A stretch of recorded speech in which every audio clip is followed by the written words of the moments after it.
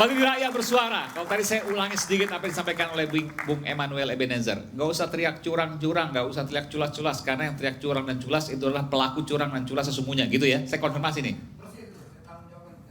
Pakai mic dong. Ini dong. Betul ya, begitu ya. Dia Saya mau konfirmasi dulu. Dia sampai lupa Yang mic, teriak-teriak curang, biar saya lebih ngerti bagaimana berbuat curang. Sama halnya ketika ada maling, teriak maling, dia punya pengalaman jadi maling. Itu. Nggak mungkin misalnya seorang ustadz bicara tentang maling, karena dia nggak pernah maling. Bagaimana seorang pendeta mau teriak maling, dia nggak pernah maling. Nah hanya maling lah yang bisa teriak maling. Makanya ada kata bilang, maling teriak maling. Makanya saya bilang orang culas ini tidak pantas untuk bicara tentang kecurangan. Mereka tidak punya hak moral sedikit pun bicara tentang demokrasi hari ini. Apalagi bicara tentang orkestrasi kecurangan.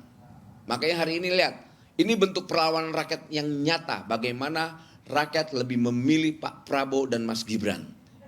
Itulah. Masih kampanye juga ya. Oke, silakan Bung Refli. Bismillahirrahmanirrahim. Saya mau tes juga. Ini mahasiswa ya? Dari mana? UNJ. Oke, kalian percaya pemilu curang atau jujur? Bingung dia. Terintimidasi. Enti jangan lihat sana. Dia lihat nol dulu. Nanti bantuan nggak turun lagi katanya. Tapi Bang Refli, kalau lihat profesornya dari UNJ yang mimpin demo, top Prof. Hafid Abbas. Jadi saya ingin mengatakan ya, itu yang namanya Profesor Din Samsudin, Hafid Abbas, Sunarko, Fahrul Razi, Marwan Batubara, siapa lagi? Antoni Budiawan, itu orang culas semua, ya kan? Itu orang-orang pernah Pakai. Ya. Pakai Itu mic. orang bodoh. Sudahlah, sudah tahu dia, sudah tahu. Saya gantian saya dulu. Dan saya tolong dong, saya bukan Deddy Sitorus ya. Ini gara-gara bersaing di dapil Kalimantan Utara dia ribut sendiri jadinya. Jadi begini. Oke lah ya. Kita ini kan debatnya kan omon-omon tergantung posisi kita. Udahlah ya kan. Kita bukan anak kecil Mas Anies ya kan, begitu kan.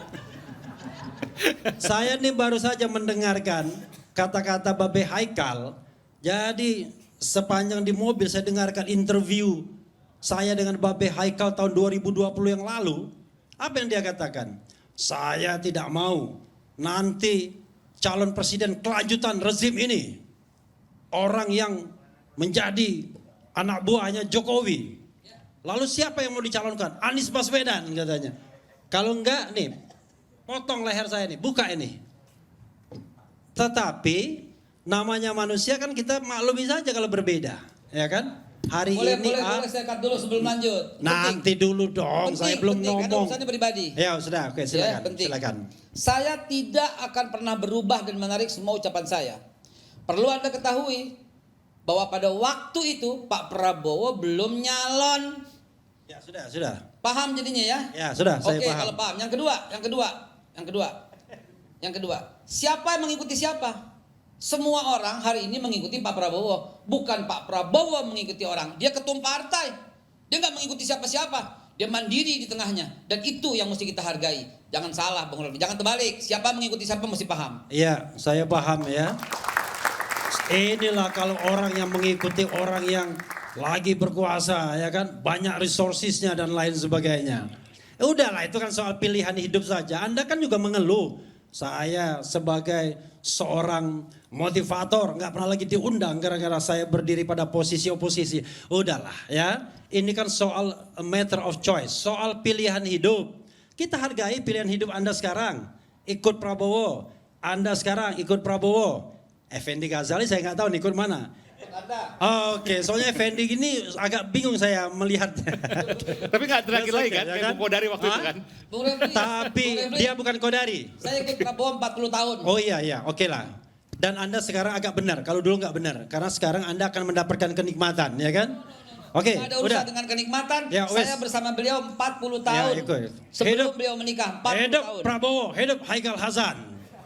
Waktu itu dia ngomong juga, saya ini kakek saya sama kakek Anies tuh kawan. Bapak saya sama Bapak Anies kawan. Ya kawan semua, ya udahlah, Loh, memang. iyalah.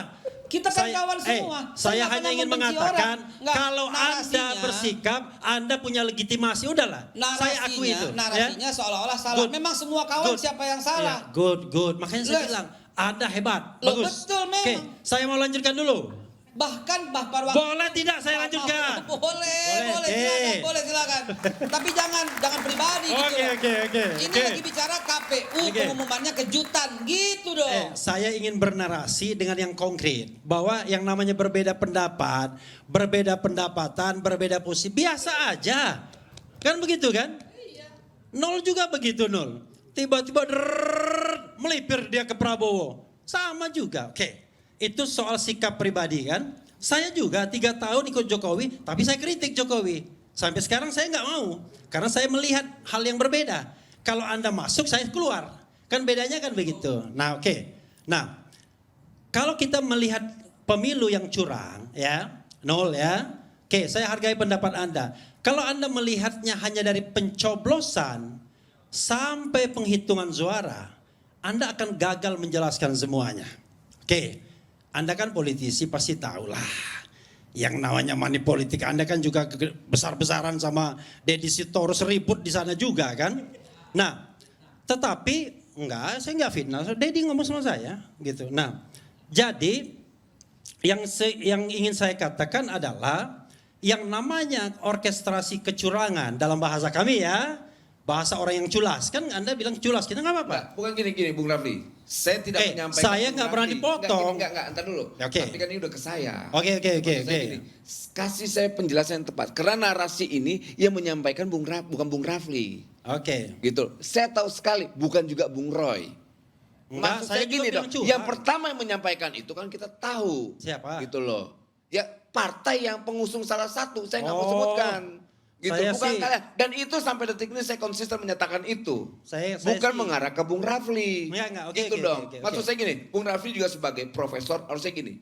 Coba berargumentasi dengan argumentasi yang kritis, bukan sinis. Oke. Dan tadi saya lihat menyampaikan sinis terus gitu loh. Itu Oke. tuh nggak enak tuh, Bung. Ini yang kritis ya. Oke, yang kritis ya. Oke. Anda bisa berhenti kan? Oke, Kenapa? saya bisa berhenti kan? Saya akan yang kritis. Oke, sini. Enggak, saya nggak bisa berhenti karena tadi saya sedikit terganggu dengan pernyataan Bung Rafli seakan-akan saya dan Deddy Sitorus itu money politik. Oke. Dan itu yang saya gugat dari apa yang dilakukan oleh kawan itu. Oke. Ya, udah. Dan gitu Oke. maksud saya itu nggak bagus, itu Oke. bias dari Oke. diskusi Oke. yang hari ini. Oke. Coba kita bicara tentang besok, kejutan apa dan sebagainya dan rakyat bersuara, itu yang paling penting daripada coba menyindir lantas melakukan penyimpangan narasi itu nggak Ini, enak ya, didengarnya. gini, saya Sama, bicara tidak pernah dipotong tadi. Iya. Dia Bukan, bicara, tapi ini kan sudah dipotong masuk terus ke saya. wilayah yang sangat Oke, sensitif sudah. sekali. Saya tidak akan masuk wilayah pribadi. Saya masuk wilayah umum saja. Oke. Silakan, ya, Bung Refli. biar tidak dipotong. Jadi gini, kalau kita bicara mengenai teori berpemilu, ya, kalau misalnya kita melihat bahwa yang namanya pemilu itu hanya pencoblosan dan penghitungan suara, kita akan gagal memotret keseluruhan pemilu ini. Oke? Karena teori berpemilu itu, kalau kita bicara yang namanya piramida kecurangan, ya, yang paling bawah itu adalah technical things. Saya pernah sampaikan. Technical things itu adalah sesuatu yang bisa kita perbaiki. Salah input, ya kan, salah tulis dan lain sebagainya. Itu yang kita sebut dengan human error. Dan technical things itu banyak. Yang berikutnya adalah fraud. Fraud itu adalah kecurangan. Anda nggak mungkin tidak mengatakan bahwa yang namanya penggunaan fasilitas negara itu bukan kecurangan.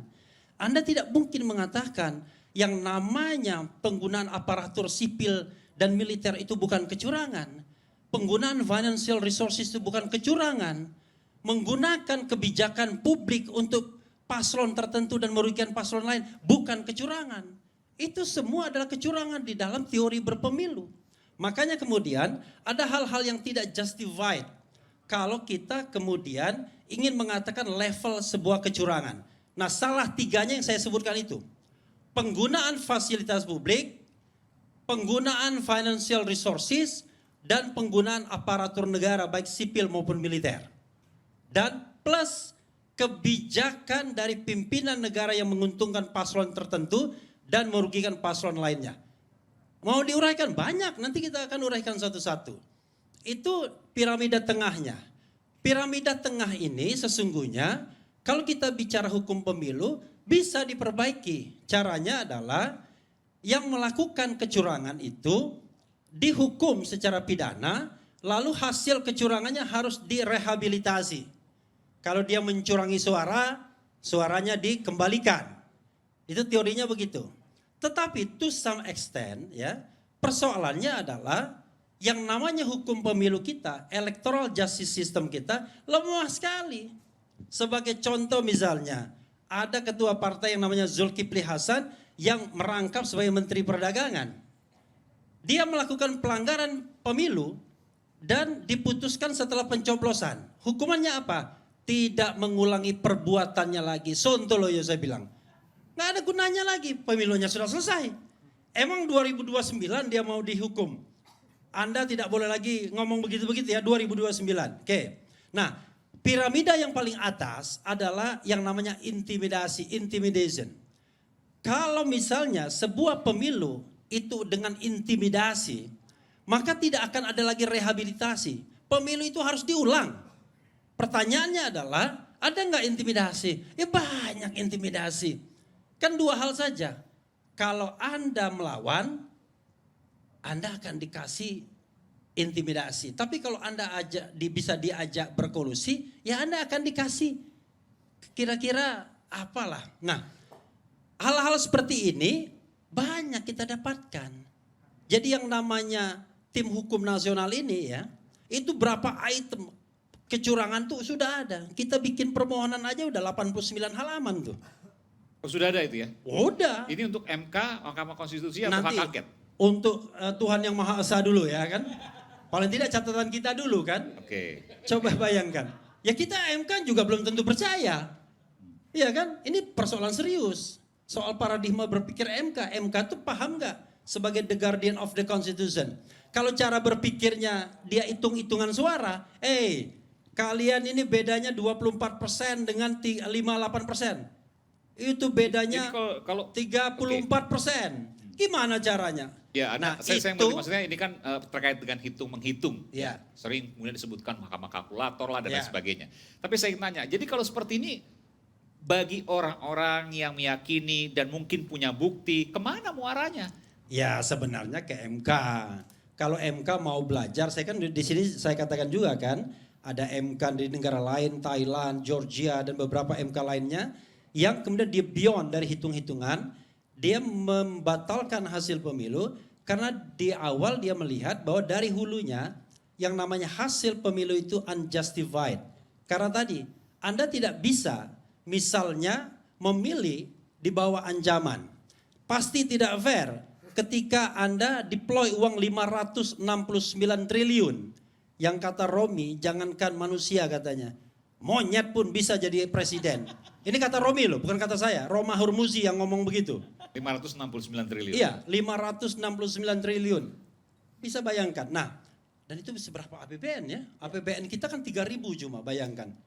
1/6-nya APBN lebih. Nah, karena itu menurut saya, sekali lagi ingin saya katakan, ini kan soal perbedaan pendapat yang menurut saya tidak akan pernah selesai.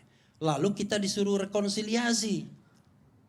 Ada orang yang bersikap, mana bisa rekonsiliasi kalau kecurangannya belum diselesaikan. Kan begitu. Rekonsiliasi itu put everything on the table. Oh ya, oke, kita ngaku ya sama-sama dosa. Anda mau di politik nggak? Ya kan? Bansos kemarin untuk apa dan lain sebagainya. Baru kita bisa reconcile. Ini kita mau suruh rekonsiliasi, tetapi kecurangan-kecurangan itu dilalui begitu saja. Tadi Seolah-olah yang putusan 90 Paman Usman itu nggak ada masalah. Saya ini kan baca putusannya. Based on putusan tersebut, seharusnya Gibran tidak bisa nyalon. Harusnya kalau dia pegang etika. Kenapa begitu?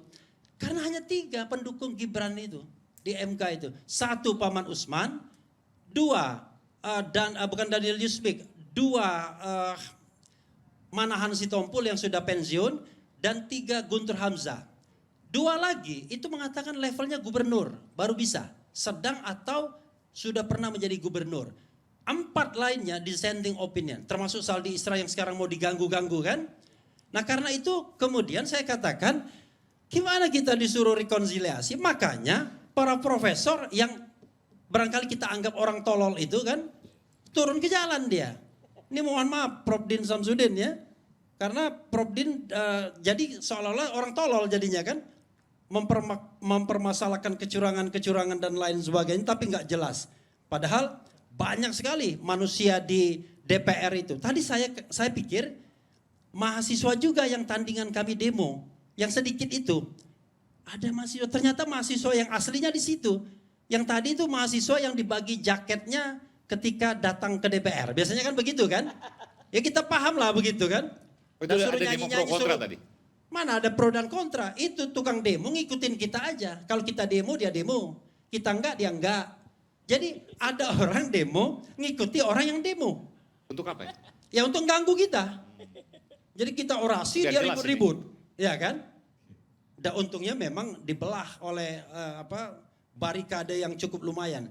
Tapi jumlahnya sedikit. Kan secara logika kalau kita bilang begini. Kalau memang ada pendukung yang besar, besar juga tuh pendukungnya di sana. Satu. Yang kedua, kalau memang ada kemenangan yang convincing, meyakinkan, maka tidak akan ada yang namanya survei atau polling Kompas yang mengatakan 65,2% orang menginginkan angket dijalankan. 62,2%. Kan itu kan sebuah paradoks. Gimana ini? Ada rakyat yang memilih 58% kemenangan, tapi tiba-tiba ada survei yang mengatakan 62,2 pengen angket. Gila kita. Satu, ya kan? Ntar dulu, saya kan tidak menyinggung Anda lagi kan? Itu.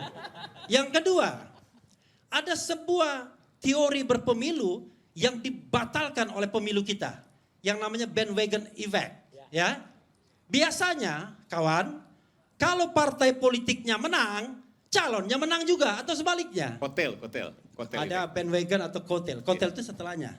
Ini bandwagon, itu kayak ngikut dia. Gitu ya. Nah, jadi sekarang beda. Juara satunya PDIP, tapi Ganjar Pranowo calon PDIP dan calon Aiman Wicaksono 16% cuma. Saya udah sekarang mau full wartawan. Oke, full wartawan. Seperti Bang Roy ya. Padahal Ini perlu untuk kemudian Padahal- saya klarifikasi. Padahal pernah nomor 1 dia, 17 ya kan? Februari. Kira-kira 1 tahun yang lalu, ya kan? Nomor 1 dia masih 6 bulan berturut-turut, ya kan? Gimana coba kita menjelaskan survei ini? Saya jelaskan ya. Ntar dulu nanti Anda menjelaskan. Dipersingkat aja. Dia Dipersingkat aja. yang Silakan. ini. Silakan, Jadi- persingkat aja. Silakan Bung Nah, Refli. lalu Gerindra sendiri nggak juara 1. Mestinya Gerindra tuh juara 1. Orang 58% kok tidak juara 1. PSI mestinya nggak usah diangkat-angkat. Mestinya dia lolos parliamentary threshold. Tapi ini ada paradoks, ya kan? Paradoks yang kita tidak bisa jelaskan. Maka penjelasannya spekulatif. Ini mohon maaf ya. Ini kayaknya desain, ini dibiarkan. Itu. Silakan, saya selesaikan omongan saya. Balik ke sini dulu dong. Oke. Silakan. Teman-teman. Silakan Babe. Gini ya. Saya bukan gimana-gimana ya. Bung Refli profesor, tapi dia lupa. Yang namanya koalisi. Dia lupa gitu loh. Kenapa? Karena PAN milihnya Pak Prabowo. Dia lupa gitu loh. Bahwa Golkar milihnya Pak Prabowo. Dia lupa bahwa akhirnya memang Pak Prabowo itu pemenang, Gerindranya belum tentu jadi pemenang. Dia lupa. Jadi wajar saja kalau seandainya Gerindra tidak nomor 1, Pak Prabowo-nya menang karena ada koalisi, Prof. Mudah-mudahan Prof paham. Sederhana itu. Yang kedua.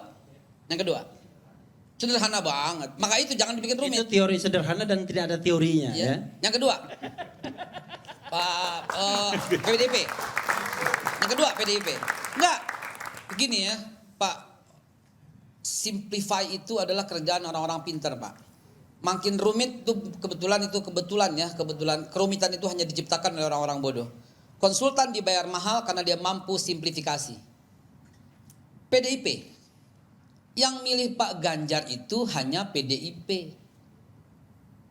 Sehingga suara Pak Ganjar nggak jauh-jauh dari PDIP. Bukan kalau tentang PDIP pemenang, Pak Ganjar harus menang. Enggak, saya juga. objektif aja, Mas Ayi. Ya, nggak Kalau juga. kalau tadi Saya kalau mau tadi simplifikasi. Babe Ya. menerangkan Gerindra. Saya simplifikasi Nggak begini. apa-apa, boleh. Ini ada Tapi ketua kalau kelas, kalau ada menerangkan ketua kelas. PDIP jangan lah. Datanya juga harus Janganlah, disebutkan. bukan Ya. Ini ada orang ketua PDIP kelas. kok. Ini ada pemilihan ketua kelas ya, ada ketua kelas, pemilihan ketua kelas. Pemilihan ketua kelas si Badu dan si Budi. Ini saya simplifikasi ya. Ketua kelas si Badu dan si Budi. 48 anak di satu kelas. 40 milih si Budi. 8 anak milih si Badu. Kemudian di antara 40 itu ada yang mencurangi. Tidak membatalkan 39 itu. Ini saya simplifikasi biar paham bahwa mau tidak mau dengan segala kecurangan yang dituduh, dengan segala teori-teori yang disampaikan, hasilnya adalah secara real dan nyata rakyat telah memilih Pak Prabowo Subianto. Terimalah itu agar tidak kegaduhan ini tidak lanjut. Enggak, saya gantian. Di kelas tadi yang simplifikasi. Di kelas yang berapa orang tadi? 48 orang gitu ya. Itu ada pembagian bansos enggak di kelas itu? Nah, ini agak penting loh ini. Aparat Ini agak penting ya. Pelan-pelan ya, agak penting. Ini kita bicara soal gentong babi gitu ya. Itu teori. Pemilihannya Mana itu teori-teori langsung. Iya, pork karena barrel ya. Karena pemilihannya langsung Iya. bisa saja. Enggak, orang jadi nggak ada terpengaruh. dalam kelas itu tetap ada bansos. Tetap betul. Mau dikasih nggak dikasih orang hatinya memilih. Nggak, itu saya mau tahu di di kelas. bilik suara. Pertanyaannya itu pemilihan terjadi setelah apa sebelum makan siang gratis? Yang pertama itu. Yang kedua, saya kan di minggu lalu di sini, saya tidak mengkait-kaitkan dengan undang-undang pemilu dan segala macam yang ada. Karena tadi kan sudah disebutkan, 1, 2, 3, 4, 5, 6 ini semuanya pernah dilaporkan dan diperiksa gitu ya. Yang tidak dilaporkan dan yang tidak diperiksa itu adalah pengecut sebetulnya. Betul ya. Jadi sebetulnya dia berusaha lari-lari. Tapi pada kenyataannya yang mau saya katakan adalah itu tadi.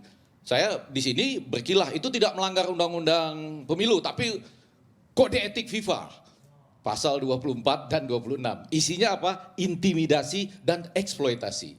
Pertanyaannya tadi dalam kelas tadi ada intimidasi nggak gitu? Ada. Jadi kalau bicara soal gentong babi itu 3 tahun sebelumnya terjadi pada zaman Nixon itu. Ya kan baru kemudian diangkat itu sebagai sebuah kasus, oh ternyata itu ya kan, dan berbarengan dengan Watergate sehingga akhirnya dia kena kasus itu gitu. Gentong babinya seakan-akan terlupakan. Ini menarik, populisme itu identik biasanya dengan gentong babi. Tapi di Indonesia ini kalau bicara tadi tentang kisah-kisah ya di masa lalu, saya juga ingat baru saja di DPR Komisi 8 kan, Ali Ridho ketemu dengan Ibu Mensos. Lalu bercerita ya. Jadi yang mau saya katakan adalah betapa gentong babi ini sebabi-babinya ini. Jadi maksudnya Bagaimana bansos caranya? gitu kan? Iya. Gentong babi kan pork barrel di Amerika. Dia berikan, Di tapi sini ini bansos namanya. sebabi-babinya. Karena apa? Pelan-pelan ya. Mahasiswa dengar cerita saya ini. Ini bukan kelas di DPR. Ruangan kelas di DPR. Komisi 8 dengan Menteri Sosial. Ali Ridho dari Golkar. Cerita bahwa ada seorang nenek. Umurnya 90 tahun. Namanya Semi di Magetan.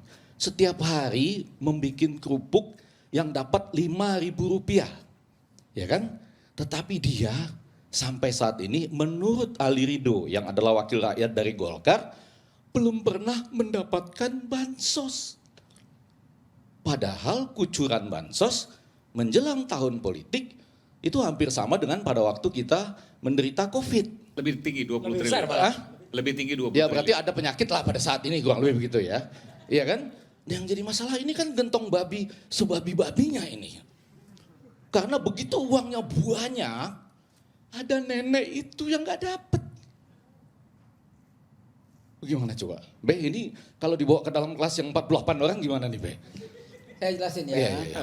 Jelasinnya nanti setelah break, kita akan kembali saat lagi di Rakyat Bersuara.